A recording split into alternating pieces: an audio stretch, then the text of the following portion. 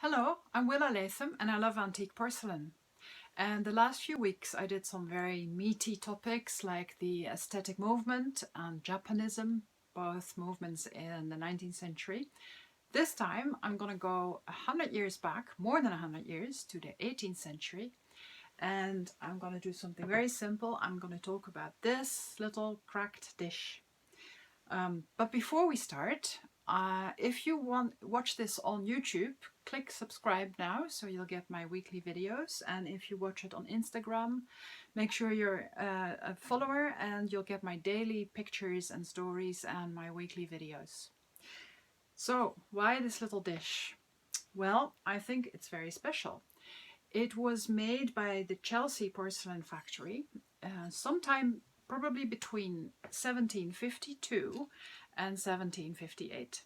How do we know that? We know that because of this mark here.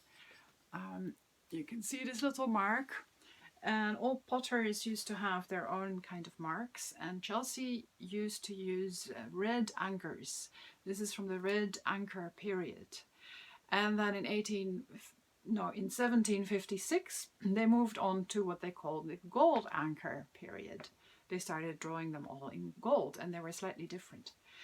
Now, in between was a little transition period, which I would call anchor anarchy, because they started using the red anchors and do them in puce and blue and different colors. And then later they started to use the gold anchors, and they also did those in different colors. And then in 1756, somebody must have cracked down on it and said, from now on, it's just going to be gold anchors. Anyway, this dish is from that transition period. So that's why we know it's from the 1750s. Now, the Chelsea pottery was a very special pottery. It was the first pottery in Britain that did porcelain. Porcelain was not known in Britain. It was always imported from China.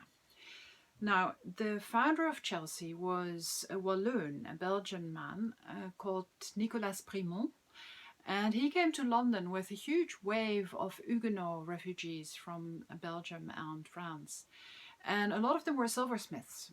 And Nicolas Primont was also a silversmith, but because there was so much competition, he decided to take on a new industry, and that was porcelain, which of course they already had in France.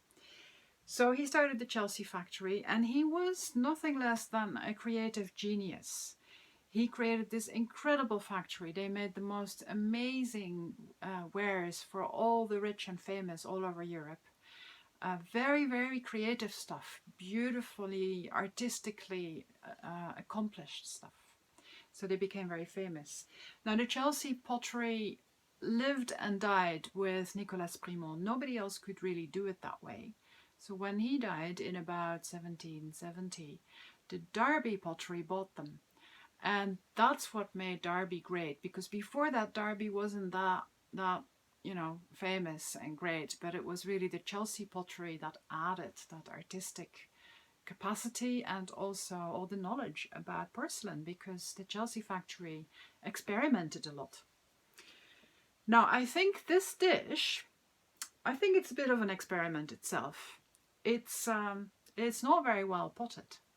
It's quite heavy, and the porcelain isn't that beautiful. It's full of little pock marks. I think perhaps they were trying out a new recipe or something, and then when they put it in the kiln, it sagged. So it's not really symmetrical. This is much wider than that. So that's quite interesting, isn't it? Actually, a lot of things never survived the firing process in a kiln, and they would come out and be chucked out right away, and that's what you call kiln failure. Now, somehow this one got passed in the quality check, and it got painted, and it's got these very, very beautiful flowers. I want to show you. All hand painted, of course, with very nice garlands, and the garlands, they hang off little painted hooks here.